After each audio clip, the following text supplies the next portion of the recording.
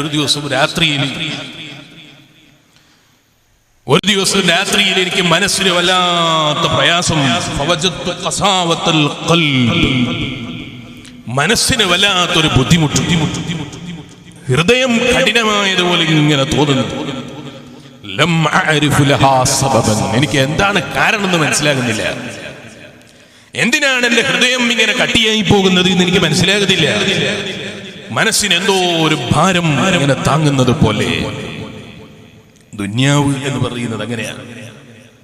ദുന്യാവിന്റെ വിഷയത്തിൽ ഒരാൾ ഹമ്മാകാൻ നിന്നാൽ, ദുന്യാവിന്റെ വിഷയത്തിൽ ഒരാൾ മുഷിയാൻ നിന്നാൽ, അയാൾക്ക് പിന്നെ മുഷിയാനല്ലാതെ പിന്നെ ഒന്നിനും സമയം ഉണ്ടാകൂല. മുഷിയാന്ന് പറയൂലേ, മനസ്സിലാവൂലേ? ടെൻഷനാകാൻ നിന്നാൽ, ഇപ്പൊ മനസ്സിലായോ? ദുന്യാവിന്റെ വിഷയത്തിൽ ഒരാൾ ടെൻഷൻ അടിക്കാൻ നിന്നാൽ അയാളെ മനസ്സ് കട്ടിയാകുന്നത് പോലെ പിന്നെ മറ്റാരുടെ മനസ്സാണ് കട്ടിയാകുന്നത്? അല്ലേ? നിങ്ങൾ ആലോചിച്ചു നോക്കൂ. ജനിച്ചു വീണ അന്ന് മുതൽ ടെൻഷനാണ്. ഒരാൾ ടെൻഷൻ അടിക്കാനാണെങ്കിൽ അയാൾക്ക് കാരണം കിട്ടാതിരിക്കുമോ? ജനിക്കുന്ന അന്ന് മുതൽ ടെൻഷനാണ്. കുട്ടിയെ പ്രസവിക്കുമ്പോ ഉമ്മാക്ക് ബേജാറാണ്. പഠിച്ച റബ്ബേ, ഇത് സുഖപ്രസവാണോ അല്ല ഓപ്പറേഷനാണോ? രണ്ട് പ്രസവവും വലിയ സുഖമുള്ള പരിപാടിയല്ല, രണ്ടും വലിയ പ്രയാസം തന്നെയാണ്, അല്ലേ? ഇതാലോചിച്ച് ഒരു ഉമ്മ പ്രസവിക്കാൻ പോയാൽ ആ ഉമ്മാക്കുണ്ടോ മനസ്സമാധാനം ഉണ്ടാകുന്നത്? എന്നാ പ്രസവത്തിന് പോകുന്ന ഉമ്മാന്റെ മനസ്സിലുള്ളത്, റബ്ബേ എനിക്കൊരു നല്ല സ്വാലിഹായ മകനെ തരണം, വർഷങ്ങളായി കല്യാണം കഴിച്ചു മക്കളില്ല. സിറാജുൽ ഹുദയിൽ വന്നിട്ട് എത്ര ആളുകളാ ദുആ ചെയ്യാൻ പറയുന്നത്, എത്ര ആളുകളാ നേർച്ച പൈസ കൊടുക്കുന്നത്, മക്കളില്ല ദുആ ഇറക്കണം. അൽഹംദുലില്ലാ, എന്റെ റബ്ബ് എനിക്ക് മക്കളെ തന്നു. ചെറിയൊരു പ്രയാസം ഉണ്ടായാലും ഇൻഷാ അല്ലാഹ് എനിക്കൊരു നല്ല സ്വാലിഹായ മകനെ കിട്ടുമെന്ന് വിചാരിച്ചിട്ട് പ്രസവ വാർഡിലേക്ക് പോകുന്ന ഉമ്മയാണെങ്കിൽ ആ ഉമ്മാന്റെ മനസ്സിലുള്ള സന്തോഷം എത്രയായിരിക്കും? എനിക്ക് എപ്പോഴും ഖിദ്മത്ത് ചെയ്യാൻ എന്നെ ഉമ്മ എന്ന് വിളിക്കുന്ന, എന്റെ പ്രിയപ്പെട്ട ഭർത്താവിനെ ബാപ്പ എന്ന് വിളിക്കുന്ന ഒരു മകൻ അല്ലെങ്കിൽ ഒരു മകള്, ഇത് സ്വപ്നം കാണുന്ന ഉമ്മാക്ക് പ്രസവ വേദന ഒരു പ്രശ്നമല്ല. അതുകൊണ്ടല്ലേ അത്രയും വലിയ പ്രസവ വേദന സഹിച്ചിട്ടും രണ്ടാമത് പ്രസവം നോക്കുമ്പോൾ ഉമ്മാക്കൊരു വേദന തോന്നുന്നില്ലല്ലോ. പഠിച്ച റബ്ബേ, ഞാനിത് കൊണ്ട് കുടുങ്ങിയല്ലോ എന്ന് ചിന്തിക്കുന്നില്ലല്ലോ. എന്താ കാരണം? മക്കളെ കാണുമ്പോഴുള്ള സന്തോഷമാണ്, മനസ്സിന് കൊടുക്കുന്ന സമാധാനമാണ്. ഇവിടെ നിന്ന് മനുഷ്യൻ തുടങ്ങിയാൽ, ആ കുട്ടി പ്രസവിച്ചു, കുട്ടിക്ക് ജലദോഷം, അന്ന് ഉമ്മാക്ക് ടെൻഷൻ, ഉമ്മാന്റെ ടെൻഷൻ തീരുവോ? അത് കഴിഞ്ഞ് കുറച്ച് ദിവസം കഴിഞ്ഞാൽ പനി, പിന്നെയോ പനിച്ചിട്ട് ഡോക്ടറെ അടുത്ത് പോകാൻ കഴിയുന്നില്ല, കൊറോണ വരുമെന്നുള്ള പേടിയാണ്. വിളിച്ചിട്ട് ഡോക്ടറോട് ഗുളിക വാങ്ങിയാണ്, കൊടുക്കുമ്പോൾ പേടിയാണ്. ഇയാൾക്ക് പിന്നെ സമാധാനം ഉണ്ടാകുമോ? ഏത് കൊറോണ വന്നാലും ഏത് പ്രയാസം വന്നാലും എല്ലാം കൊടുക്കുന്നവൻ ഒന്നേ ഉള്ളൂ എന്ന് ഉറച്ചു വിശ്വസിക്കുന്ന മുഅ്മിൻ, ആ മുഅ്മിനിന്റെ മനസ്സിലുള്ള സമാധാനം അത് ചെറുതല്ല. ദുന്യാവിനെ മനസ്സിലേറ്റുന്ന മനുഷ്യനോ അവന്റെ ഹൃദയം കട്ടിയായി പോയി, അവന്റെ മനസ്സിന് സമാധാനമില്ല, അവന്റെ മനസ്സിന് സന്തോഷമില്ല, അവന്റെ മനസ്സിന് ആഹ്ലാദമില്ല. ഈ കുട്ടി വലുതാകുമ്പോ ഉമ്മാന്റെ മനസ്സിൽ അങ്ങനെ വലുതാകുമ്പോ എങ്ങനെ മനസ്സ് ചിന്തിക്കുകയാണ്, ഈ കുട്ടിയെ കൊണ്ടുപോയി LKG ചേർക്കണം. അല്ലാഹ്, ചേർക്കുന്നതിന്റെ മുമ്പ് തന്നെ ഉമ്മാന്റെ പേടി, പഠിച്ച റബ്ബേ മടിയനായ മോനായി പോവല്ലാ. അതേ സ്ഥാനത്ത് ഈമാനുള്ള ഉമ്മാന്റെ മനസ്സോ, ആ ഉമ്മാന്റെ മനസ്സിൽ എന്റെ മോനൊരു സാലിഹായ മകനാകുമെന്ന് ഉറച്ച വിശ്വാസമാണ്. അവിടെയല്ലേ സമാധാനം എന്ന് പറയുന്നത്. അതുകൊണ്ടല്ലേ അല്ലാഹു തആല പറഞ്ഞത്, എന്റെ അടിമ എന്നെ കുറിച്ച് എന്താണോ ധരിക്കുന്നത് ഞാൻ അവിടെയാണ്. ഇരിക്കട്ടെ, ഞാനിപ്പോ അതിലേക്ക് കടക്കുന്നില്ല. ഈ കുട്ടി വലുതായി, മദ്രസയിലെത്തി, കോളേജുകളിലെത്തി, പഠനം നടത്തുമ്പോ ഉമ്മാന്റെ മനസ്സിന് സമാധാനമായോ ഇല്ല.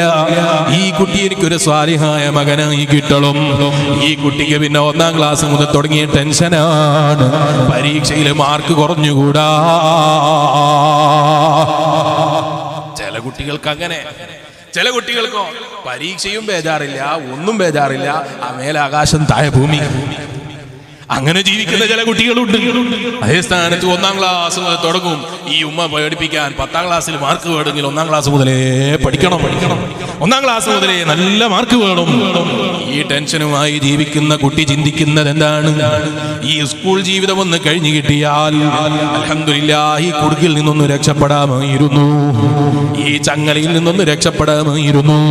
എന്നാൽ 10-ാം ക്ലാസ് കഴിഞ്ഞ കുട്ടിയാണെങ്കിലോ ആ കുട്ടി ചിന്തിക്കുന്നത് അൽഹംദുലില്ലാഹ് കഴിഞ്ഞു പോയ കാലം എത്ര സന്തോഷമായിരുന്നു, കഴിഞ്ഞു പോയ 10-ാം ക്ലാസ് വരെയുള്ള കാലം എത്ര നല്ല കാലമായിരുന്നു. ആരും ചോദ്യം ചെയ്യാനില്ല, ചോദ്യം ചെയ്താലും പേടിക്കാനില്ല. പക്ഷെ അത് മനസ്സിലാകണമെങ്കിൽ 10-ാം ക്ലാസ് കഴിഞ്ഞിട്ടേ അത് മനസ്സിലാകുള്ളൂ, അല്ലേ? 10-ാം ക്ലാസ് വരെ പഠിക്കുമ്പോൾ മനസ്സിലായില്ല, ഈ 10-ാം ക്ലാസ് വരെയുള്ള പഠനമാണ് ഏറ്റവും സുഖമുള്ള പഠനം എന്ന് മനസ്സിലായില്ല. അത് മനസ്സിലാക്കണമെങ്കിലോ 10-ാം ക്ലാസ് കഴിയണം. ഇതാണ് ദുനിയാവ്. അങ്ങനെ +2 കഴിഞ്ഞു, ഡിഗ്രി കഴിഞ്ഞു, പിന്നെ ടെൻഷനാണ്. ഡിഗ്രി കഴിഞ്ഞിട്ടും വിവാഹാലോചന വന്നില്ല. ഉമ്മാന്റെ ടെൻഷൻ ഒന്ന് വേറെ, ഇവന്റെ മനസ്സിന്റെ ഉള്ളിൽ ഒതുക്കി വെച്ച ടെൻഷൻ ഒന്ന് വേറെ. ഡിഗ്രി കഴിഞ്ഞിട്ടും വിവാഹാലോചന വന്നില്ല. പിന്നെ വിവാഹാലോചന വന്നു. വിവാഹാലോചന വന്നപ്പോഴോ കല്യാണം കഴിഞ്ഞു. കല്യാണം കഴിഞ്ഞിട്ട് പഠിച്ച റബ്ബേ ഇതെങ്ങനെ ഇവളെ കൂടെ ജീവിക്കും? ഇതുവരെ കാണാത്തൊരു പെണ്ണ്, ഇതുവരെ പരിചയമില്ലാത്തൊരു പെണ്ണ്, ഈമാനുള്ള മോമിനിന്റെ വിവാഹം അങ്ങനെയാണ്. ഇത് പറയുമ്പോൾ ചിലപ്പോ അപരിചിതമാകുമോ എന്ന് എനിക്കറിയില്ല. മംഗലാപുരം ഭാഗത്തൊന്നും അങ്ങനെ ഉണ്ടാകില്ല എന്നാണ് ഞാൻ മനസ്സിലാക്കുന്നത്. വിവാഹം എന്ന് പറയുന്നത് നിക്കാഹ് കഴിഞ്ഞാൽ മാത്രം ഹലാലാകുന്ന പരിപാടിക്കാണ് നിക്കാഹ് എന്ന് പറയുന്നത്, അല്ലേ? വിവാഹം എന്ന് പറയുന്നത് നിക്കാഹ് കഴിയുന്നതിന്റെ മുമ്പ് തന്നെ ഭാര്യന്റെ പേരും ഭാര്യയാണെന്ന് പറയലും ഭാര്യനെ കൂട്ടി എല്ലാ സ്ഥലത്തും പോകലും സ്വഭാവവും മംഗലാപുരം ഭാഗത്തില്ല എന്ന് തന്നെ ഞാൻ ഉറച്ചു വിശ്വസിക്കുന്നു. അള്ളാഹു അങ്ങനെ തന്നെ ആക്കി തരട്ടെ. എന്താ ആമീൻ പറയാൻ ഒരു പേടിയുണ്ടോ? അള്ളാഹു അങ്ങനെ തന്നെ ആക്കി തരട്ടെ. വിവാഹം കഴിഞ്ഞു. വിവാഹം കഴിഞ്ഞപ്പോ ഇവന്റെ മനസ്സിൽ പഠിച്ച റബ്ബേ ഇവളെ കൂടെയുള്ള ജീവിതം എങ്ങനെയാകും? അത് കഴിഞ്ഞാലോ പഠിച്ച റബ്ബേ മക്കള് വേണം. പിന്നെ മക്കളെ കുറിച്ചായി ചിന്ത. എന്റെ മനസ്സിൽ എവിടെയാ സമാധാനം? ദുന്യാവിനെ കുറിച്ച് ഹമ്മായാൽ, ദുന്യാവിനെ കുറിച്ച് ഒരാൾ ടെൻഷനാകാനിരുന്നാൽ അവന്റെ മനസ്സിൽ പിന്നെ സമാധാനമില്ല. ഇമാം ഷഅറാനി റളിയല്ലാഹു അൻഹു പറയാണ്, ഞാൻ ഒരു ദിവസം ഇങ്ങനെ എഴുന്നേറ്റ് നോക്കുമ്പോ വല്ലാത്ത മനസ്സിന് പ്രയാസം, വല്ലാത്തൊരു ബുദ്ധിമുട്ട്, മനസ്സിന് എന്തോ ഒരു ടെൻഷൻ പിടിച്ചതുപോലെ. ഞാൻ ആ സമയത്ത് അല്പം കിടന്നുറങ്ങിയാലോ എന്ന് ചിന്തിച്ചു. ഞാൻ അല്പം കിടന്നു. അപ്പോഴാണ് ഉറക്കിൽ ഇങ്ങനെ കേൾക്കുന്നു, ഇൻ അറദ്ത ഹയാത്ത് ഖൽബക അല്ലതീ ലാ മൗത ബഅദഹാ.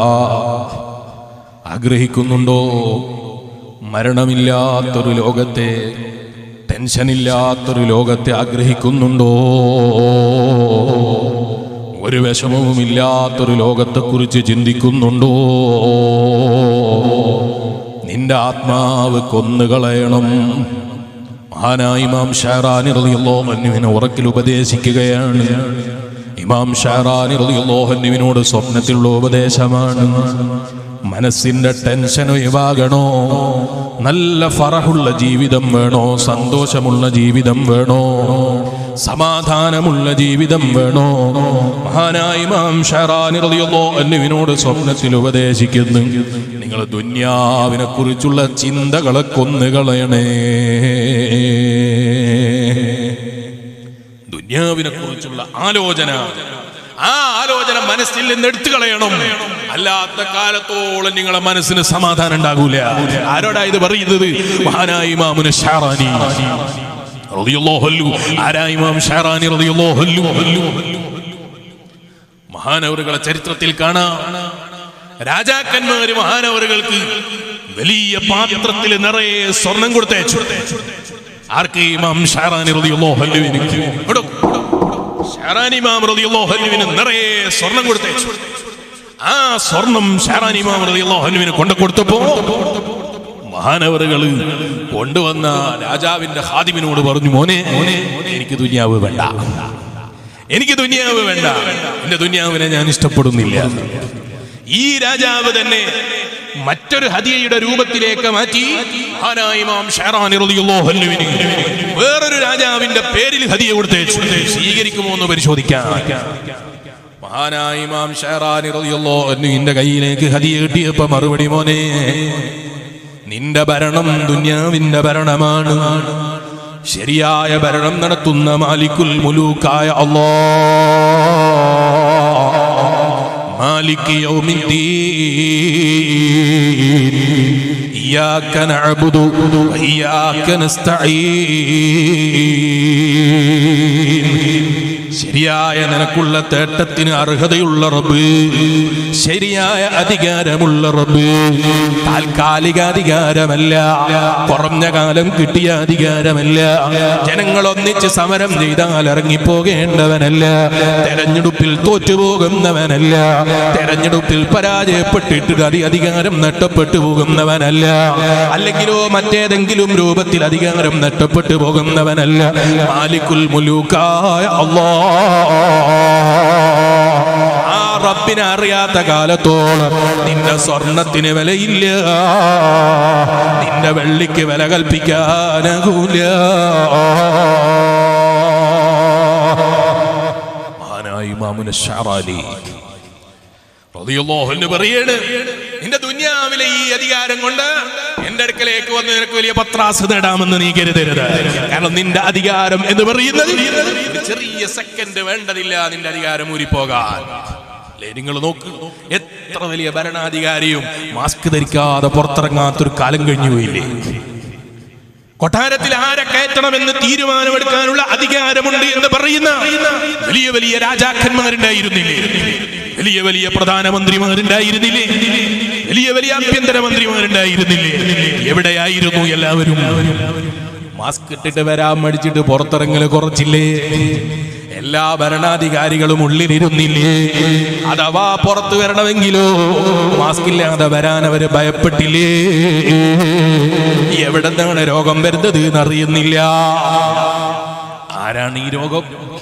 ഏതെങ്കിലും വലിയ മിസൈലുമായിട്ട് വരുന്ന ഒരാളാണോ ഈ രോഗാണോ എന്ന് പറയുന്നത്?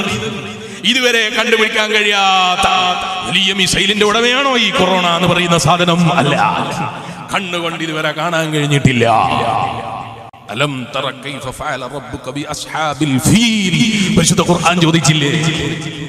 കഅബ തകർക്കാൻ വന്നൊരു സമൂഹത്തെ അല്ലാഹു തആല ആനയുമായി വന്നപ്പോ വളരെ ചെറിയ പക്ഷിയെ കൊണ്ട് അല്ലാഹു തആല നശിപ്പിച്ചു കളഞ്ഞു. അല്ലാഹു ഈ സമുദായത്തിന് എത്രയും പെട്ടെന്ന് ബലാഇനെ ഉയർത്തി തന്ന് അനുഗ്രഹിക്കുമാറാകട്ടെ. എന്നാ പക്ഷിന്റെ വലുപ്പുണ്ടോ? പക്ഷീന്റെ വലുപ്പുണ്ടോ? പറയാനറിയില്ല, കാണാൻ കിട്ടാത്തൊരു സാധനം. മനുഷ്യൻ ചിന്തിച്ചു, ഞാൻ ഇന്റർനെറ്റ് കണ്ടുപിടിച്ച മനുഷ്യനാണ്, ഇതുപോലെയുള്ള GPS-ഉം അതുപോലെയുള്ള സംവിധാനങ്ങളും കണ്ടുപിടിച്ചു. എന്താണ് ഈ GPS? ആർക്കെങ്കിലും കാണിക്കാൻ കഴിയോ? ഇന്ന് ആദിനമുഖറിൽ പ്രസംഗിക്കുമ്പോ പല രാജ്യങ്ങളിൽ നിന്നും GPS ഉപയോഗിച്ചവർ വയത് കേൾക്കുന്നു, പ്രസംഗം കേൾക്കുന്നു. എന്താണ് സാധനം എന്ന് പറയാൻ കഴിയാത്ത വലിയ കണ്ടുപിടുത്തത്തിന്റെ ഉടമയാണ് ഞാൻ എന്ന് പറയുന്നവനോട് ചോദിക്കുന്നു, ഏതാണ് ഈ കൊറോണ എന്ന് പറയുന്ന സാധനം? കാണിക്കാൻ കഴിയുന്ന ഏതെങ്കിലും ഒരു ശാസ്ത്രജ്ഞനെ കാണിച്ചു തരുമോ? ഇന്ന് വരെ കറക്റ്റായ ഒരു മറുപടി പറയാൻ കഴിവുള്ള ഒരാളെയും കിട്ടിയില്ല. പലതും ഊഹത്തിൽ ഇങ്ങനെ വെച്ച് നോക്കുന്നു, പരിശോധിച്ച് നോക്കുന്നു, ഇങ്ങനെ സാമ്പിൾ എടുത്ത് നോക്കുന്നു എന്നല്ലാതെ ഉറപ്പിച്ച് പറയാൻ കഴിയുന്നില്ല. മനുഷ്യനെ അല്ലാഹു തആല ബോധ്യപ്പെടുത്തുകയാണ്, ഖുലിഖൽ ഇൻസാനു ദഈഫാ, മനുഷ്യൻ വെറും ദുർബലനാണ്. മനുഷ്യന് വെറുതെ തോന്നുകയാണ് എനിക്കെല്ലാം കഴിയും എന്നൊരു തോന്നല് മാത്രമാണ്. മനുഷ്യൻ വെറും ദഈഫായവനാണെന്ന് അല്ലാഹുവിന്റെ ദീൻ ഹബീബായ അഷ്റഫുൽ ഖൽഖ് മുഹമ്മദുർ റസൂലുള്ളാഹി സ്വല്ലല്ലാഹു അലൈഹി വസല്ലം തങ്ങൾ നമ്മളെ പഠിപ്പിച്ചത് വെറുതെ അല്ല. ഇരിക്കട്ടെ ഈമാനുള്ള വിശ്വാസികളെ, ആ റബ്ബിന്റെ അധികാരം മാസ്ക് ധരിച്ചിട്ട് ഇറങ്ങേണ്ട ഒരു പ്രയാസമുള്ള റബ്ബല്ല, അല്ലെങ്കിൽ ജനങ്ങളെ മുന്നിൽ പേടിച്ചിട്ട് ഇറങ്ങാത്ത റബ്ബല്ല. എല്ലാ ജനങ്ങളെയും ബോധ്യപ്പെടുത്തുകയാണ് റബ്ബ്. ആ റബ്ബ് മനുഷ്യനെ പഠിപ്പിക്കുകയാണ്, പാഠങ്ങൾ നൽകി മനുഷ്യനെ ഉണർത്തുകയാണ്. ആ റബ്ബിന്റെ അധികാരം എന്ന് പറയുന്നത് ആണ് പരിശുദ്ധ ഖുർആൻ എടുത്തു പറയുന്നത്. തബാറകല്ലദീ ബിയദിഹിൽ മുൽക് വഹുവ അലാ കുല്ലി ശൈഇൻ ഖദീർ. ആ റബ്ബിന്റെ അധികാരം, ആ അധികാരത്തെ മറികടക്കാൻ കഴിയുന്ന ഒരു അധികാരവും ഒരു മനുഷ്യനും ഇല്ല. റബ്ബിന്റെ പ്രത്യേകത എന്താണ്? അല്ലദീ ഖലഖൽ മൗത വൽ ഹയാ ലിയബ്ലുവകും അയ്യുകും അഹ്സനു അമലാ. ആ റബ്ബ് ജീവിതത്തെ സൃഷ്ടിച്ച റബ്ബാണ്, മരണത്തെ സൃഷ്ടിച്ച റബ്ബാണ് അല്ലാഹ്. അല്ലദീ ഖലഖൽ മൗത വൽ ഹയാ, എന്താണ് ഈ മരണം, എന്താണ് ഈ ജീവിതം എന്ന് പറയുന്നത്, എന്താണ് മരണം എന്ന് പറയുന്നത്? നിങ്ങൾ ആലോചിച്ചു നോക്കി. ഈ കൊറോണയുടെ തൊട്ട് മുമ്പ്, കൊറോണ കാലം തുടങ്ങുന്നതിന് തൊട്ട് മുമ്പ് നിങ്ങളെ മംഗലാപുരം ഭാഗത്ത് എവിടെയോ പരിപാടിക്ക് വരുമ്പോ മംഗലാപുരത്ത് സുറക്കൽ എന്ന് പറയുന്ന സ്ഥലത്ത് നജീബ് എന്ന് പറയുന്ന ഒരു സുഹൃത്ത് എന്നെ ഫോണിൽ വിളിച്ചു. അന്ന് വിളിച്ചിട്ട് എന്നോട് പറഞ്ഞു, എനിക്ക് കാണണം, അള്ളാഹു അദ്ദേഹത്തിന്റെ ഖബറും സ്വർഗ്ഗവും തോപ്പാക്കി കൊടുക്കട്ടെ. വഴിയിൽ വെച്ച് ഞാൻ അയാളെ കണ്ടു. എനിക്കറിയില്ല ഇത് നജീബിന്റെ അവസാനത്തെ നോക്കാണ്, ഇതിന്റെ ശേഷം എനിക്ക് നജീബിനെ കാണാൻ കഴിയില്ലെന്ന് എനിക്കറിയില്ല. മരിക്കുന്നതിന്റെ 3 ദിവസം മുമ്പ് ആ നജീബ് എനിക്ക് വാട്സപ്പിൽ മെസ്സേജ് ചെയ്ത് ഞാൻ ശ്രദ്ധയിൽപ്പെട്ടിട്ടുണ്ട്. ചെയ്യണമെന്ന് പറഞ്ഞുകൊണ്ടുള്ള വോയിസ്. പിന്നെയാണ് രോഗമായ വിവരവും മരണപ്പെട്ട വിവരവും ഏകദേശം ഒരാഴ്ച കഴിഞ്ഞിട്ടാണ് ഞാൻ അറിയുന്നത്. അല്ലാഹു അദ്ദേഹത്തിന്റെ ഖബറും സ്വർഗ്ഗവും തോപ്പാക്കി കൊടുക്കട്ടെ. ചെറുപ്പക്കാരനാണ്. ഈമാനുള്ള വിശ്വാസികളെ, പ്രായമാണോ മരണത്തിന്റെ പരിധി എന്ന് പറയുന്നത്? അല്ല. അതുകൊണ്ട് ആ ഖുർആൻ പറയുന്നു, അല്ലദീ ഖലഖൽ മൗത വൽ ഹയാത ലിയബ്ലുവകും അയ്യുകും അഹ്സനു അമലാ. ആ ലോക സിട്ടാവായ റബ്ബ് മരണത്തെ സൃഷ്ടിച്ച റബ്ബാണ്, ജീവിതത്തെ സൃഷ്ടിച്ച റബ്ബാണ്. എന്തിനാണ് മനുഷ്യന് റബ്ബ് ജീവിതം തന്നത്? ലിയബ്ലുവകും അയ്യുകും അഹ്സനു അമലാ. ഏത് പ്രയാസമുള്ള സമയത്തും, ഏത് വിഷമഘട്ടങ്ങളിലും, ഏത് ബുദ്ധിമുട്ട് അനുഭവിക്കുന്ന സമയത്തും നല്ല നിലക്ക് ജീവിക്കാൻ കഴിയുന്ന മുഅ്മിനാരോ, റബ്ബിന്റെ പൊരുത്തം പ്രതീക്ഷിച്ച് ജീവിക്കാൻ കഴിയുന്നവനാരോ, ലിയബ്ലുവകും അയ്യുകും അഹ്സനു അമലാ.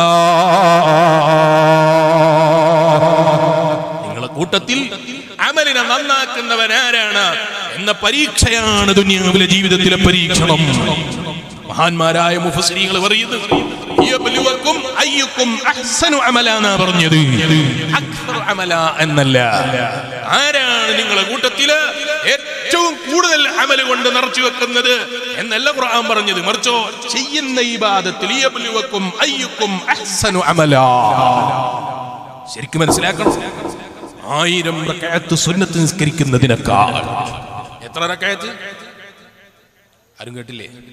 1000 റക്അത്ത് സുന്നത്ത് നിസ്കരിക്കുന്നതിനേക്കാൾ മഹാനായ സയ്യിദുനാ അലി ഇബ്നു അബീ ത്വാലിബ് റളിയല്ലാഹു അൻഹു പറയുന്നു, 1000കണക്കിന് സുന്നത്ത് റക്അത്തുകൾ നിങ്ങൾ സുന്നത്ത് നിസ്കരിക്കുന്നതിനേക്കാൾ നിങ്ങൾക്ക് ഏറ്റവും ഖൈർ ശരിയായ റബ്ബിന്റെ പൊരുത്തം പ്രതീക്ഷിച്ച് നിങ്ങൾ നിസ്കരിക്കുന്ന 2 റക്അത്ത് സുന്നത്താണ്. എന്ന് പറഞ്ഞാൽ ഇനി മുതൽ കുറെ നിസ്കരിക്കണ്ടെന്നാണോ? അല്ല. നിസ്കരിക്കുന്നത് എണ്ണത്തിലല്ല അതിന്റെ പ്രാധാന്യം, മറിച്ചോ ചെയ്യുന്ന ഇബാദത്തില് എണ്ണത്തിലല്ല പ്രാധാന്യം, മറിച്ചോ അവന്റെ മനസ്സിന്റെ അടിത്തട്ടിൽ നിന്ന് ലോക സിട്ടാവായ റബ്ബിന്റെ റിള പ്രതീക്ഷിച്ചുകൊണ്ടുള്ള ഇബാദത്ത്. ഞാൻ ഈ സദസ്സിൽ ഒരു പിരിവ് ചോദിക്കുന്നു. ആരും ബേജാറാകേണ്ട, ഒരു ഉദാഹരണം പറഞ്ഞതാണ്. ഒരു പിരിവ് ചോദിക്കുന്നു. അപ്പൊ രാജ്യം എഴുന്നേറ്റ് എന്ന് പറഞ്ഞ് ഞാൻ 1 ലക്ഷം രൂപ തരാന്ന് പറഞ്ഞു. അല്ലേ? അയാൾ 1 ലക്ഷം കൊടുക്കുമ്പോ അയാളെ മനസ്സിൽ ഞാൻ ആദ്യം തന്നെ കൊടുത്താൽ ഈ സദസ്സിൽ 1 ലക്ഷം പറയുമ്പോ എന്റെ നാട്ടിൽ ഇനി ഞാൻ പിന്നെ കൂടുതലൊന്നും എന്നെ പരിചയപ്പെടുത്തേണ്ടി വരൂല, ഇത് വിചാരിച്ചിട്ടാണ് അയാൾ കൊടുക്കുന്നതെങ്കിൽ ഈ കൊടുത്ത 1 ലക്ഷവും ബാത്തിലായി പോയി. എന്നാ വളരെ പാവപ്പെട്ട ഒരു സാധു ആരും അറിയാതെ സലാത്ത് ചെല്ലുന്ന സമയത്ത് കയ്യിൽ 1 രൂപ വെച്ചു കൊടുത്തു, 50 പൈസ വെച്ചു കൊടുത്തു. കയ്യിൽ 50 പൈസയല്ലാതെ മറ്റൊന്നും ബാക്കിയില്ല. കയ്യിൽ 1 രൂപയല്ലാതെ മറ്റൊന്നും ബാക്കിയില്ല. നാളെ രാവിലെ ജോലിക്ക് പോയില്ലെങ്കിൽ എൻ്റെ മക്കള് പട്ടിണിയാണ്. രാവിലെ മക്കൾക്ക് നാസ്തയുണ്ടാകൂല, ഉച്ചക്ക് ഭക്ഷണം ഉണ്ടാകൂല. ഈ നിലക്ക് പ്രയാസം അനുഭവിക്കുന്ന ഫഖീറായ മനുഷ്യൻ അദ്ദേഹത്തിന്റെ മനസ്സിന്റെ അടിത്തട്ടിൽ തട്ടിയിട്ട് ലോക സിട്ടാവായ റബ്ബിന്റെ പൊരുത്തമൊന്നും എനിക്ക് കിട്ടണമല്ലോ, ആ റബ്ബിന്റെ റിള കിട്ടിയില്ലെങ്കിൽ എന്റെ ജീവിതം മുഴുക്ക പരാജയത്തിലാണ്. എന്റെ നാളെ രാവിലത്തെ ഭക്ഷണം, എന്റെ മക്കൾക്ക് രാവിലെ കൊടുക്കാനുള്ള നാസ്ത, എന്റെ മക്കൾക്ക് നാളെ ഉച്ചക്ക് കൊടുക്കാനുള്ള ഭക്ഷണം അത് തരേണ്ടവനാരാ? ലോകസിട്ടാവായ റബ്ബല്ലേ. ആ റബ്ബെനിക്ക് തരുമെന്ന ഉറച്ച വിശ്വാസത്തിലൊരു മുഅ്മിന് അവനെ കൊണ്ട് കഴിയുന്ന ചെറിയ ഫീൽസ് കൊടുത്താലും ചില്ലറ കാശ് കൊടുത്താലും മനസ്സറിഞ്ഞ് കൊടുത്ത സംഭാവനയാണോ അവന് വിജയിക്കാനത് മതിയായി പോയി. ലക്ഷങ്ങൾ കൊടുക്കുന്ന സമയത്തും മനസ്സിന് ശുദ്ധിയില്ല, റബ്ബിന്റെ പൊരുത്തം പ്രതീക്ഷയില്ല, എന്റെ റബ്ബറിയണമെന്ന ചിന്തയില്ല, നാലാളറിയണമെന്ന് ചിന്തിച്ചു കൊടുത്ത നിന്റെ ലക്ഷങ്ങൾ കാണാനില്ല, ലക്ഷങ്ങളെ പവർ പറയാനില്ല. മറിച്ചോ കൊടുക്കുമ്പോ നല്ല ആത്മാർത്ഥതയോടെ ലോക സിദ്ധാവായ റബ്ബിന്റെ പൊരുത്തം പ്രതീക്ഷിച്ച് എന്റെ റബ്ബിനിക്ക് പ്രതിഫലം തരൂന്ന് ചിന്തിച്ചു കൊടുത്തതാണോ അതിന് വലിയ ബഹുമാനമാണ്. എന്നാ 1 ലക്ഷം കൊടുക്കുമ്പോ അയാൾ നല്ല മനസ്സോടെ കൊടുത്താലോ അയാൾക്ക് വലിയ പ്രതിഫലം ഉണ്ടാകും, അതിനെ പറയേണ്ടതില്ലല്ലോ. അതേ സ്ഥാനത്ത് അവിടെ പണത്തിന്റെ എണ്ണത്തിലല്ല നോട്ടം, മറിച്ചോ ലിയബ്ലുവക്കും അയ്യുക്കും അഹ്സനു അമലാ. നിങ്ങളെ കൂട്ടത്തിൽ അമലിനെ നന്നാക്കുന്നതാരാണ്? നിങ്ങൾ കേട്ടില്ലേ മഹാനായ ഇബ്നുൽ മുബാറക് റളിയല്ലാഹു അൻഹു മഹാനവറുകൾ ഒരു ദിവസം മഹാനവറുകൾ പറയാണ്, കുന്തു ബി മക്ക, ഞാനിങ്ങനെ മക്കയിൽ നിൽക്കുന്ന സമയം അല്ലാഹ് ഞങ്ങൾക്ക് എത്രയും പെട്ടെന്ന് ഹറമിന്റെ വാതിലുകൾ നീ തുറന്നു തരണം റഹ്മാനെ, ഹജ്ജിനും ഉംറക്കും ഞങ്ങൾക്ക് നീ തൗഫീഖ് തരണം റഹ്മാനെ. കഅബത്തിനെ തൊട്ട് വിരോധിക്കപ്പെടുന്ന ഒരു സമൂഹമായി ഞങ്ങളെ നീ അതപ്പതിപ്പിച്ച് കളയരുത് റഹ്മാനെ. ഈ ബലാഇനെ നീ എത്രയും പെട്ടെന്ന് ഉയർത്തിത്തരണം റഹ്മാനെ. നിന്റെ ഔലിയാക്കൾ സ്വാലിഹീകളെ മുൻനിർത്തി ഞങ്ങൾ ചോദിക്കുന്നു, ഞങ്ങൾക്ക് ഈ പ്രയാസം എത്രയും പെട്ടെന്ന് ഉയർത്തി നിന്റെ ഹബീബ് അഷ്റഫുൽ ഖൽഖ് മുഹമ്മദുർ റസൂലുള്ളാഹി സല്ലല്ലാഹു അലൈഹി വസല്ലം തങ്ങളെ ജിവാറിൽ ഒന്നെത്തണം. ആ മദീനയിൽ ആശയോടെ പോയി നിന്ന് സലാം പറയണം. അതിന്റെ തടസ്സങ്ങൾ മുഴുവനും നീ ഞങ്ങൾക്ക് നീക്കിത്തരണം റഹ്മാനെ. ഈമാനുള്ള വിശ്വാസികളെ മഹാനായ ഇബ്നുൽ മുബാറക് റളിയല്ലാഹു അൻഹു പറയുന്നു, ഞാൻ ഇങ്ങനെ മക്കയിൽ നിൽക്കുമ്പോ വല്ലാത്ത പ്രയാസം, മക്കയിൽ പട്ടിണിയുടെ പ്രയാസം, ഭക്ഷണമില്ലാത്ത പ്രയാസം, വെള്ളമില്ലാത്ത പ്രയാസം, ബുദ്ധിമുട്ട് അനുഭവിച്ചിട്ട് ജനങ്ങളൊക്കെ വല്ലാതെ ഇങ്ങനെ കഷ്ടപ്പെടുന്ന സമയം ജനങ്ങളൊക്കെ അതാ അറഫയിൽ ഒരുമിച്ച് കൂടി പോയി. അറഫയിൽ ഒരുമിച്ച് കൂടിയിട്ട് എല്ലാവരും ഇങ്ങനെ ദുആ ചെയ്യാണ്, അല്ലാഹ് ഈ പ്രയാസം ഞങ്ങളിൽ നിന്ന് നീ ഉയർത്തിത്തരണേ അല്ലാഹ്. ഈമാനുള്ള വിശ്വാസികളെ, ഈ പാവപ്പെട്ട മുതഅല്ലിമ് പ്രായം കൊണ്ടും ഇൽമു കൊണ്ടും തഖ്വ കൊണ്ടും എല്ലാം കൊണ്ടും ഈ സദസ്സിൽ വന്ന എല്ലാവരെക്കാളും ചെറിയവനാണ്. അല്ലാഹ് നിനക്കുള്ള ചിന്ത നീ ഞങ്ങളെ മനസ്സിൽ തരണം റഹ്മാന്. ഈ സദസ്സിലും ഏതോ ഒരു ഇജാബത്തുള്ള മുഅ്മിനീങ്ങൾ ഒത്തുചേർന്നിട്ടുണ്ടെന്ന് ഞങ്ങൾ ഉറച്ചു വിശ്വസിക്കുന്നു. ഞങ്ങൾക്ക് എത്രയും പെട്ടെന്ന് ഹറമിലെത്താനുള്ള വഴികൾ നീ എളുപ്പമാക്കണം റഹ്മാന്. ഇത്തരം ഖൈറായ സദസ്സുകളെ തൊട്ട് നീ ഞങ്ങളെ തടഞ്ഞു കളയരുത് റഹ്മാന്. മഹാനായ ഇബ്നുൽ മുബാറക് റളിയല്ലാഹു അൻഹു പറയുന്നു, ജനങ്ങളൊക്കെ അറഫയിൽ ഇങ്ങനെ തടിച്ചു കൂടിയിട്ട് ദുആയാണ്, റബ്ബിനോട് കരഞ്ഞു ദുആ ചെയ്യുന്നു, ഈ പ്രയാസം ഞങ്ങളിൽ നിന്ന് ഉയർത്തിത്തരണേ അല്ലാഹ്. അവര് വെള്ളിയാഴ്ച ദിവസം വരെ അവിടെ തന്നെ നിന്നു. വെള്ളിയാഴ്ച ദിവസം കഴിഞ്ഞപ്പോ അവര് കഴിഞ്ഞു അവരതാ അറഫയിൽ നിന്നൊക്കെ പിരിഞ്ഞുപോയി. അപ്പൊ ഞാനതാ മഹാനവറുകൾ പറയുന്നു, ഫറഅയ്തു ഫീഹിം റജുലൻ അസ്വദ്, ഞാനവരെ കൂട്ടത്തിൽ ഒരു കറുത്ത ചെറിയൊരു കുട്ടിയെ ശ്രദ്ധയിൽപ്പെട്ടു. ലഈഫുൽ ബദൽ, വളരെ മെലിഞ്ഞൊട്ടിയ ശരീരമുള്ളവനാണ്, വളരെ മെലിഞ്ഞൊട്ടിയ ശരീരത്തിന്റെ പ്രകൃതിയുള്ള കറുത്ത നിറമുള്ള ഒരു ചെറുപ്പക്കാരനായ ഒരു കുട്ടിയെ കണ്ടു. ഫസല്ലാ റകഅതൈനി, ഈ കറുത്ത നിറമുള്ള ചെറിയ കുട്ടിയതാ 2 റകഅത്ത് സുന്നത്ത് നിസ്കരിച്ചു. സുമ്മ ദആ റബ്ബഹു, പിന്നെ റബ്ബിനോടൊറ്റ ദുആ. 2 റകഅത്ത് നിസ്കരിച്ചിട്ട് ദുആ കഴിഞ്ഞ് സുജൂദും കഴിഞ്ഞിട്ട് വീണ്ടും ദുആ. റബ്ബേ, ഞാൻ എൻ്റെ തല ഇനി ഉയർത്തൂല, ഈ അദാബ് ഈ സമുദായത്തിൽ നിന്ന് ഉയർത്തിക്കൊടുക്കാതെ, ഈ ജനങ്ങളിൽ നിന്ന് ഈ പ്രയാസം നീ ഉയർത്താതെ, സുജൂദിൽ നിന്ന് ഞാൻ എൻ്റെ തലേനി ഉയർത്താൻ പോകുന്നില്ല. നിന്റെ പാവപ്പെട്ട അടിമകളുടെ പ്രയാസം ചെറുതല്ല റബ്ബേ. നീ ജനങ്ങൾക്ക് വെള്ളം നൽകണേ അല്ലാഹ്. ഈ അടിമ സുജൂദിൽ കിടന്നൊറ്റ ദുആ കഴിയേണ്ട താമസം വാനലോകത്ത് വട്ടമിട്ട് മേഘങ്ങൾ പറക്കാൻ തുടങ്ങി. നല്ല മഴയാണ്, കോരിച്ചൊരിയുന്ന മഴയാണ്. വെള്ളമില്ലാതെ പ്രയാസപ്പെട്ട മക്കയിലെ ജനങ്ങൾക്ക് ഈ പാവപ്പെട്ട കണ്ടാൽ ഒരു ഭംഗിയുമില്ല, കണ്ടാൽ ഒരു ബഹുമാനവും തോന്നുന്നില്ല. പാവപ്പെട്ട ഒരു മനുഷ്യൻ, അയാൾ ഇങ്ങനെ ദുആ ചെയ്തൊക്കെ കഴിഞ്ഞപ്പോ വാനലോകത്തു നിന്ന് മഴ ഇറങ്ങിപ്പോയി. ഈ സദസ്സിലും ഞാൻ പ്രതീക്ഷിക്കുന്നു ഒരു ഈമാനുള്ള ഔലിയാക്കളിൽപ്പെട്ടൊരു മഹാൻ എവിടെയോ ഇരിക്കുന്നുണ്ടെന്ന് ഞാൻ പ്രതീക്ഷിക്കുന്നു. അല്ലാഹ് ഞങ്ങളെ ദുആക്ക് നീ ഇജാബത്ത് തരണേ അല്ലാഹ്. ഈ ഉമ്മത്തിന്റെ പ്രയാസം നീ ഉയർത്തി തരണേ അല്ലാഹ്.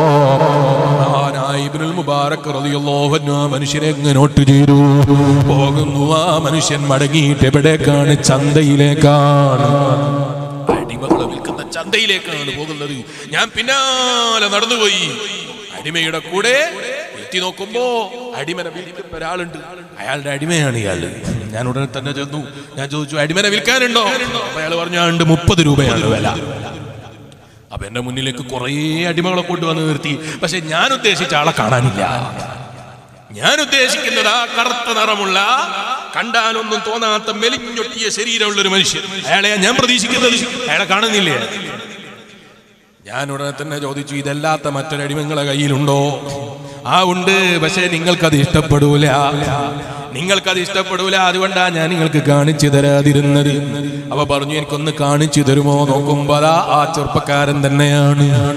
ഉടനെ തന്നെ പറഞ്ഞു, എനിക്ക് ഈ ചെറുപ്പക്കാരനെ വേണ്ടത്. അപ്പൊ ഇയാളെ മറുപടി, 10 ദിർഹമിനാണ് വില, 20 ദിർഹമാണ് വില, 10 ദിർഹമിനെടുത്തോളൂ. അങ്ങനെയുണ്ട് ചില കച്ചവടക്കാർ, അല്ലേ? ചില കച്ചവടക്കാരുണ്ട് അങ്ങനെ.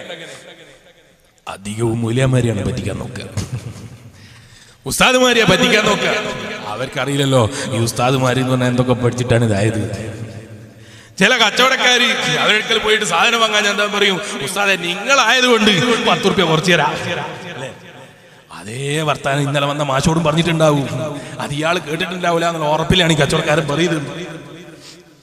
അതുപോലെ മഹാനായ ഇബ്നുൽ മുബാറക് റളിയല്ലാഹു അൻഹുവിനോട് പറയാണ്, 20 ദിർഹമാണ് ഇതിന്റെ വില, നിങ്ങൾ 10 റുപ്യക്ക് എടുത്തോളൂ.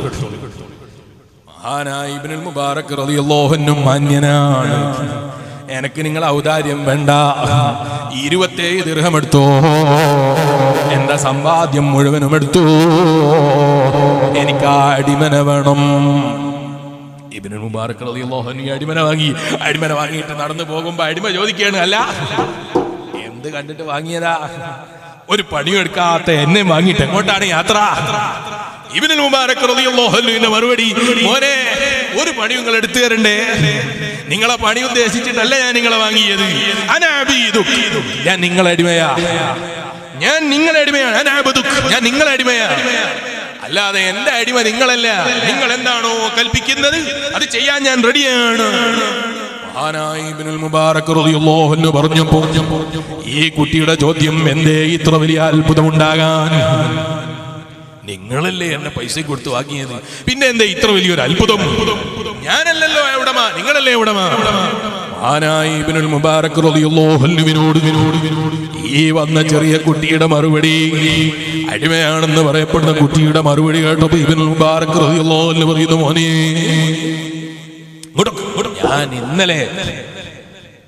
ഞാൻ ഇന്നലെ നിങ്ങൾ അറഫയിൽ വെച്ച് സുജൂദിൽ കിടന്ന് ദുആ ചെയ്യുമ്പോ ഞാൻ അവിടെ സദസ്സിലുണ്ടായിരുന്നു. നിങ്ങളെ ദുആക്ക് ഇജാബത്ത് കിട്ടിയത് ഞാൻ എന്റെ കണ്ണുകൊണ്ട് കണ്ടതാണ്. അതുകൊണ്ട് തന്നെ എനിക്ക് നിങ്ങളോട് വലിയ ബഹുമാനമാണ്. ആ ബഹുമാനത്തിന്റെ പേരിലാണ് ഞാൻ നിങ്ങളെ ഇത്രക്ക് ചെല്ലുകയാണ്. നിങ്ങളെ അടിമയായിട്ട് വാങ്ങിയതല്ല. ഇന്നു മുതൽ നിങ്ങൾ മുതലാളിയാണ്, ഞാൻ തൊഴിലാളിയാണ്. മഹാനായ ഇബ്നുൽ മുബാറക് റളിയല്ലാഹു അൻഹു ഇതങ്ങ് പറഞ്ഞപ്പോൾ ഈ ചെറിയ അടിമ ഉടനെ തന്നെ പറയുന്നു, എന്നാ എന്നെ ഈത്തുക്ക് ചൊല്ലിക്കോളൂ. ഈത്തുക്കും വാങ്ങിയിട്ടതാ ഒരു സ്ഥലത്ത് പോയിരുന്നൊരൊറ്റ ദുആ, എന്റെ റബ്ബേ അബത്തുക 30 സന, 30 കൊല്ലമായി ഞാൻ നിനക്ക് ഇബാദത്ത് ചെയ്യുന്നു. എന്റെയും നിന്റെയും ഇടയിൽ ബൈനീ വ ബൈനക അഹദുൽ, എന്റെയും നിന്റെയും ഇടയിൽ ഒരു കരാറുണ്ട് റബ്ബേ. ഈ 30 കൊല്ലത്തെ ഇബാദത്ത് ചെയ്യുമ്പോൾ ഞാൻ നിന്നോട് വെച്ച കരാറെന്താണ്? എന്റെ ഇബാദത്തിനെ കുറിച്ച് നീ മറ്റൊരാള് അറിയിക്കല്ലോ അല്ലാഹ്. എന്റെ ഇബാദത്ത് രാജാവായ നിന്നെ കാണിക്കാനാണ്, എന്റെ ഇബാദത്ത് രാജാവായ നിന്റെ മുന്നിൽ വണക്കത്തിനാണ്, സിദ്ധാവായ നിന്റെ മുന്നിൽ തലകുനിക്കാനാണ്. മറ്റുള്ള ജനങ്ങളെ ആദരവിനല്ലോ, ജനങ്ങളെ ബഹുമാനത്തിനല്ലോ, ജനങ്ങളെ നേറ്റ് നിൽക്കാനല്ലോ. എന്റെ റൂഹ് ഇപ്പൊ തന്നെ പിടിക്കണമെന്നാണ് ഞാൻ ആശിക്കുന്നത്. ഈ കഴിയേണ്ട താമസം ഇബ്നുൽ മുബാറക് റളിയല്ലാഹു അൻഹു പറയുന്നു, ആ മനുഷ്യൻ അവിടെ തന്നെ വീടങ്ങ് മരിച്ചുപോയി. എന്റെ കയ്യിൽ കഫൻ ചെയ്യാൻ വേണ്ടതുപോലെ നല്ല തുണിയില്ല, വേണ്ടതുപോലെ നന്നാക്കി കഫൻ ചെയ്യാനുള്ള തുണിയില്ല. ഞാൻ ആ മഹാനെ എന്നെ കൊണ്ട് കഴിയുന്നതിന്റെ പരമാവധിയിലപ്പുറം നല്ല വൃത്തിയിൽ കഫൻ ചെയ്തു, നിസ്കരിച്ചങ്ങ് ദഫൻ ചെയ്തു. അന്നത്തെ രാത്രിയിൽ ഞാൻ കിടന്നുറങ്ങുമ്പോഴാ സ്വപ്നത്തിൽ വരുന്നു വല്ലാത്ത ഭംഗിയുള്ളൊരു മനുഷ്യൻ, കണ്ടാലിരുന്ന് നോക്കിപ്പോകുന്ന ചന്ദ്രനേക്കാൾ ഭംഗിയുള്ള മുഖം. ആ മുഖത്തേക്ക് ചോദിച്ച് കണ്ടിട്ട് ഞാനങ്ങ് ചോദിച്ചു, മന്നൻ തല്ലതീ മന്നല്ലാഹു ബിക, ഇത്ര വലിയ അനുഗ്രഹം ലഭിച്ച നിങ്ങൾ ആരാണ്? എന്തൊരു ഭംഗിയാണ് നിങ്ങളെ മുഖം കാണാൻ. ചന്ദ്രനെ വെല്ലുന്നു, നക്ഷത്രങ്ങളെ വെല്ലുന്നു. വല്ലാത്ത ഭംഗിയുള്ള മുഖത്തിന്റെ ഉടമയാ വന്ന് ആരാണ് എന്ന് ചോദിച്ചപ്പോ ഉടനെ തന്നെ മറുപടി,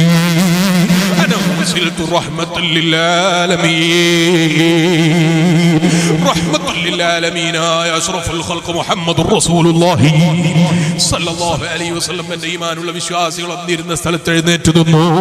അഷ്റഫുൽ ഖൽഖ് മുഹമ്മദുർ റസൂലുള്ളാഹി, അഷ്റഫുൽ ഖൽഖ് മുഹമ്മദുർ റസൂലുള്ളാഹി. സ്വലാത്ത് കൊണ്ട് പരിഹാരം കിട്ടാത്ത പ്രശ്നങ്ങളില്ല മുഅ്മിനേ. ഏത് പ്രയാസവും ഏത് വിഷമവും മറന്നു പോകാൻ, ഏത് വിഷമവും നീങ്ങിക്കിട്ടാൻ ഏറ്റവും നല്ല ദവാ, ഏറ്റവും നല്ല വാക്സിൻ ഒരു വിശ്വാസിയെ സംബന്ധിച്ചിടത്തോളം അസ്സലാത്തു അലാ റസൂലില്ലാഹ്. അഷ്റഫുൽ ഖൽഖ് മുഹമ്മദുർ റസൂലുള്ളാഹി സ്വല്ലല്ലാഹു അലൈഹി വസല്ലം തങ്ങളുടെ പേരിലുള്ള സ്വലാത്താണ് ഉമ്മമാരെ. അല്ല ചോദിക്കട്ടെ, കൊറോണ വന്നിട്ട് കുറെ കാലം വീട്ടിൽ കഴിച്ചു കൂട്ടിയില്ലേ? എത്ര ദിവസം എത്ര സ്വലാത്ത് ചൊല്ലണമെന്ന ചിന്ത മനസ്സിലുണ്ടായി. സ്വലാത്തിന്റെ സമയം എത്രത്തോളം കണ്ടെത്തി? വഅദിന്റെ സദസ്സുകൾ ഇല്ലാതെ പോയി, അതുപോലെ നന്മകളുടെ സദസ്സുകൾ മുഴുവനും പൂട്ടിപ്പോയപ്പോൾ വഅദ് പറയുന്ന മുസ്ലിയാരെ കണ്ണിലെ വെള്ളം പിന്നെ കാണുന്നില്ല. വഅദ് കേൾക്കുന്ന ജനങ്ങളെ മനസ്സിൽ പൊട്ടിയിട്ട് കരയുന്ന കണ്ണുനീര് കാണാനില്ല. കാരണം വഅദ് പറയുന്ന മുസ്ലിയാർ കരഞ്ഞത് ജനങ്ങളെ കാണിക്കാനാണ്. സദസ്സിൽ ഒരുമിച്ച് കൂടിയിട്ട് സ്വലാത്ത് ചൊല്ലിയപ്പോ ഉറക്ക സ്വലാത്ത് ചൊല്ലിയത് അടുത്തുള്ളവൻ കേൾക്കാനാണ്, മറ്റുള്ളവൻ അറിയാനാണ്, മറ്റുള്ളവന്റെ മുന്നിൽ വലിയ സ്വലാത്തുകാരനാകാനാണ്, മറ്റുള്ളവന്റെ മുന്നിൽ മാന്യത ചമയാനാണ്. അതുകൊണ്ട് തന്നെ ഒറ്റക്ക് കൊറോണയുടെ സമയത്ത് വീട്ടിൽ അവസരം കിട്ടിയപ്പോ പുലർച്ചയ്ക്ക് എഴുന്നേറ്റ് കരഞ്ഞ മൂമിനെവിടെ? സ്വലാത്ത് ചൊല്ലിയിട്ട് മദീന സ്വപ്നം കണ്ട് കിടന്നുറങ്ങിയ ഉമ്മമാരെവിടെ? ബാപ്പമാരെവിടെ? വലിയ വലിയ മാദിഹികളെന്ന പേരും പറഞ്ഞിട്ട് എല്ലാ സ്ഥലങ്ങളിലും നാടൊട്ടാകെ കറങ്ങാനിറങ്ങുന്ന പാട്ട് പാടാനിറങ്ങിയിരുന്ന പാട്ടുകാരുടെ കണ്ണുനീരെവിടെ? മാദിഹികളെ മദിഹെവിടെ പോയി? കൊറോണ വന്നപ്പോ പിന്നെ അതാ ഇഖ്ലാസ് മുഴുവനും ഒലിച്ചു പോയോ? ജനങ്ങളെ കാണിക്കാൻ ചൊല്ലിയവനെ പിന്നെ കാണാനില്ല. ജനങ്ങളെ മുന്നിൽ വലിയ മാന്യനെ ഉദമയാൻ വേണ്ടി കരഞ്ഞവനെ പിന്നെ കാണാനില്ല. അസ്റഫുൽ ഖൽഖ് മുഹമ്മദുർ റസൂലുള്ളാഹി സ്വല്ലല്ലാഹു അലൈഹി വസല്ലം തങ്ങൾ സ്വപ്നത്തിൽ വന്ന് ചോദിക്കുന്നു, അമാ തസ്തഹി അല്ല ഇബ്നുൽ മുബാറക്, ലജ്ജിക്കുന്നില്ലേ, ലജ്ജ തോന്നുന്നില്ലേ നിങ്ങൾക്ക്? അസ്റഫുൽ ഖൽഖ് മുഹമ്മദുർ റസൂലുള്ളാഹി സ്വല്ലല്ലാഹു അലൈഹി വസല്ലം തങ്ങൾ ചോദിക്കുകയാണ്, അല്ലയോ ഇബ്നുൽ മുബാറക്, ലജ്ജ തോന്നുന്നില്ലേ? വലിയും മിൻ ഔലിയാ ഇല്ലാ, അല്ലാഹുവിന്റെ ഔലിയാക്കളിൽപ്പെട്ട ഒരു മഹാൻ ലോകത്തോട് വിട പറഞ്ഞിട്ട് ആ മഹാന്റെ ശരീരം വേണ്ടതുപോലെ കഫൻ ചെയ്യാൻ കഴിഞ്ഞില്ലല്ലോ, വേണ്ടതുപോലെ ദഫൻ ചെയ്യാൻ കഴിഞ്ഞില്ലല്ലോ, വേണ്ടതുപോലെ നിസ്കരിക്കാൻ നിങ്ങളെ കൊണ്ട് കഴിഞ്ഞില്ലല്ലോ. ഉറക്കിലിത് കേട്ട് ചാടി എഴുന്നേറ്റ മഹാനായി ഇബ്നുൽ മുബാറക് റളിയല്ലാഹു അൻഹു ഉടനെ തന്നെ ആ മഹാന്റെ ഖബറിന്റെ അടുക്കലേക്ക് പോയി ഖബർ കോരിയെടുത്തു പോയി. ഖബർ കോരിയെടുത്തതാ കഫൻ തുണി നന്നാക്കി പോയി, നിസ്കരിച്ച് മാറ്റി നിസ്കരിച്ചിട്ട് ദഫൻ ചെയ്തു പോയി. എന്റെ ഈമാനുള്ള ഉമ്മമാരെ, എന്റെ ഈമാനുള്ള ഉപ്പമാരെ, സ്ഥാനം കിട്ടേണ്ടത് റബ്ബിന്റെ അടുക്കലാണ്, ലോകസിദ്ധാവായ റബ്ബിന്റെ അടുക്കലാണ്. ആ റബ്ബിന്റെ പൊരുത്തം പ്രതീക്ഷിച്ച് ജീവിച്ചാൽ അവനാവശ്യമായ പ്രൊട്ടക്ഷന്, അവനാവശ്യമായ കഫൻ തുണി, അവനാവശ്യമായ ദഫന്റെ ഭൂമി, അവനാവശ്യമായ നിസ്കാരം ഒക്കെ കൊടുക്കാൻ കഴിവുള്ള റബ്ബാണ്.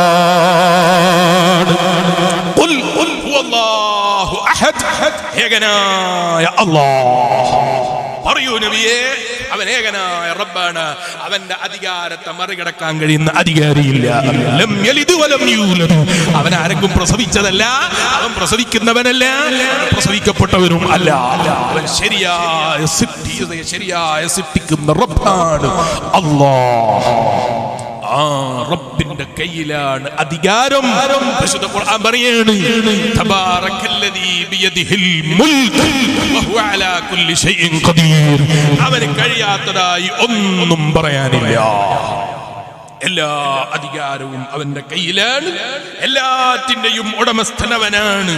ആ റബ്ബ് അല്ലദീ ഖലഖൽ മൗത വൽ ഹയാത ലിയബ്ലുവകും അയ്യുകും അഹ്സനു അമലാ. അവൻ ഇവിടെ മരണത്തെ സൃഷ്ടിച്ചതും ജീവിതത്തെ സൃഷ്ടിച്ചതുമല്ല, നിങ്ങളുടെ കൂട്ടത്തിൽ അമല് നന്നാക്കുന്നവനാരാണ്, പ്രവർത്തനങ്ങളെ നന്നാക്കുന്നവനാരാണ്, പ്രവൃത്തി ജീവിതത്തിൽ നല്ലവനായി ജീവിക്കുന്നവനാരാണ്. ഇത് പരീക്ഷിക്കാനാണ് കേട്ടോ. ഈ പരീക്ഷയിൽ വിജയം കൈവരിക്കണം. അല്ലാഹു നമുക്ക് തൗഫീഖ് നൽകട്ടെ. ഈ പരീക്ഷയിൽ വിജയം കൈവരിക്കാൻ കഴിയണം. ഏത് പരീക്ഷയിൽ? അമലുകൾ നന്നാക്കുന്ന പരീക്ഷ. നിസ്കരിക്കുമ്പോ കുറെ നിസ്കരിക്കലല്ല, മറിച്ച് നിസ്കരിക്കുന്ന നിസ്കാരത്തിൽ നല്ല ആത്മാർത്ഥതയോടെ നിസ്കരിക്കല്, അല്ലാഹുവിന്റെ പൊരുത്തം പ്രതീക്ഷിച്ചുള്ള നിസ്കാരം, അല്ലാഹുവിന്റെ പൊരുത്തം പ്രതീക്ഷിച്ചുള്ള നിസ്കാരം, ആ റബ്ബിന്റെ തൃപ്തി പ്രതീക്ഷിച്ചുള്ള നിസ്കാരം. അങ്ങനെ ഒരു മനുഷ്യനങ്ങ് നിസ്കരിക്കാൻ തുടങ്ങിയാൽ, ആ നിലക്കൊരു മനുഷ്യന്റെ ജീവിതത്തെ തിട്ടപ്പെടുത്തി കഴിഞ്ഞാൽ, ആ മനുഷ്യന് പിന്നൊരാളെയും ചീത്ത വിളിക്കാൻ തോന്നൂല, മറ്റൊരാളെ കുറ്റങ്ങളും പോരായ്മകളും നോക്കാൻ സമയം കിട്ടൂല, മറ്റൊരാളെയും കുറ്റം പറയാനുള്ള സമയം കിട്ടൂല. കാരണം അവൻ മറ്റുള്ളവന്റെ ഇബാദത്തിൽ നോക്കുന്ന ബേജാറിലല്ല, മറിച്ച് ലിയബ്ലുവകും അയ്യുകും അഹ്സനു അമലാ. ഇതിന് വലിയ ഉദാഹരണമാണ് മുസ്ലിമേ മഹാനായ ഖമറുൽ ഉലമാ. അല്ലാഹ് അവിടത്തേക്ക് നീ ദീർഘായുസ് നൽകണം റഹ്മാനേ, ആഫിയത്ത് നൽകണം റഹ്മാനേ. തെറി വിളിക്കുന്ന ഒരു ഭാഗത്ത് തെറി വിളിക്കുന്നുണ്ട്, ഒരു വിഭാഗം അതേ ഇല്ലാത്ത കുറ്റങ്ങൾ ചുമത്തുന്നുണ്ട്, ആവശ്യമില്ലാത്തത് വിളിച്ചു പറയുന്നുണ്ട്, ആവശ്യമില്ലാത്ത ഇകഴ്ത്തലുകളുണ്ട്, ചെവി കൊടുക്കാറില്ല. എന്നാ ചിലരോ ഇരുത്തിയിട്ട് ആവശ്യമില്ലാത്ത പുകയത്തുന്നുണ്ട്, ഇല്ലാത്തത് പലതും കെട്ടിച്ചുമത്തി പറയാൻ ശ്രമിക്കുന്നുണ്ട്. രണ്ടിനും ചെവി കൊടുക്കാറില്ല. എന്റെ ജീവിതം അല്ലാഹുവിന്റെ പൊരുത്തത്തിലാകണം, എന്റെ ജീവിതം അതേ പാവങ്ങൾക്ക് അത്താണിയാകണം, യതീമുകൾക്ക് കൈപിടിക്കാൻ എന്റെ ജീവിതം കൊണ്ട് കഴിയണം. ഈ നിലക്ക് ജീവിതത്തെ തിട്ടപ്പെടുത്തിയ മഹാനായ സുൽത്താനുൽ ഉലമ അല്ലാഹ് അവിടത്തേക്ക് നീ ദീർഘായുസ് നൽകണേ അല്ലാഹ്, ആഫിയത്ത് നൽകണേ അല്ലാഹ്. ഹബീബായ അഷ്റഫുൽ ഖൽഖ് മുഹമ്മദുർ റസൂലുള്ളാഹി സല്ലല്ലാഹു അലൈഹി വസല്ലം. കാന്തപുരം കാഞ്ചനതാരം കാലത്തിന്റെ കൗതുകസാരം കാവലാളാണേ കാരുണ്യമാണേ കാവലാളാണേ കാരുണ്യമാണേ.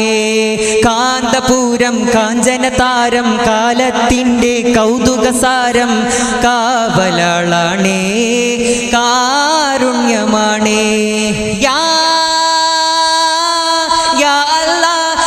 റഹ്മാൻ യാ സുബ്ഹാനല്ലാഹ് സുൽത്താനാണേ ശൈഖുനഗേത്തി ഉസ്താദേ കാക്കല്ലാ ആയിസേ ഗല്ലാ ഏ ഗിഡ് ജല്ല ആയിസേ ഗല്ലാ ഏ